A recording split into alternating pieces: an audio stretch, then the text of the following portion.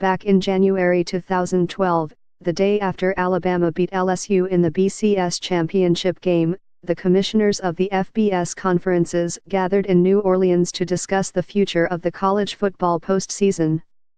There had already been movement toward tearing up the unpopular Bowl Championship Series, but the All-Southeastern Conference Championship game was the final blow.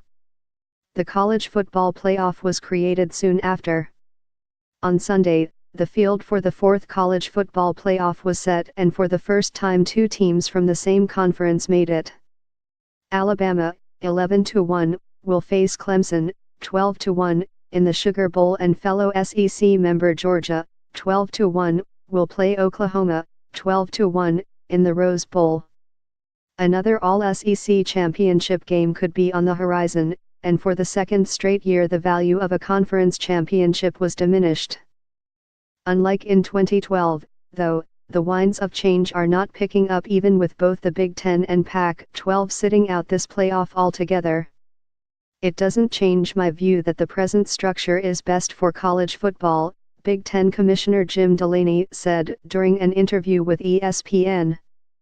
I can be supportive of the selection committee, and at the same time be disappointed and a little bit surprised. When Alabama got the nod for the fourth and final spot over Ohio State, the Big Ten was left out for the first time, and for the second time in 4 seasons the Pac-12 was shut out, too.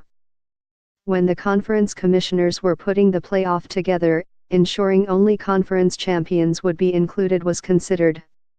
Eventually, the compromise was to craft a protocol that emphasized conference championships, but not make them mandatory. I don't see anything that's happened in the first 4 years in the work of the selection committee or the playoff that is inconsistent with how it was designed or what was possible, Pac-12 Commissioner Larry Scott told the AP in a phone interview. Tide or Buckeyes was the toughest call for the committee in the 4-year history of the playoff. We walked into that room knowing we had a big task ahead of us, said Committee Chairman Kirby Hocutt, the athletic director at Texas Technical. The Tide had been more consistent and lost just once. The Buckeyes lost twice, including an embarrassing 31-point loss at unranked Iowa, but have the more impressive set of victories. Ohio State won the Big Ten while Alabama did not even win its SEC division. The committee rolled with the Tide and stayed on the task of choosing the best teams, regardless of conference affiliation. For the second straight season a team that did not win its conference is in the playoff. Ohio State did it last year. Of course, we all know at the end of the day what the narrative is going to be based on the identification of those 4 very best teams, because we're all in this profession. This is our livelihood. We're very familiar with it, Hocutt said. But does it impact our discussion in that room? And I can tell you very straightforward no. Ohio State was ranked 5th by the CFP, Wisconsin was 6th and Auburn was 7th.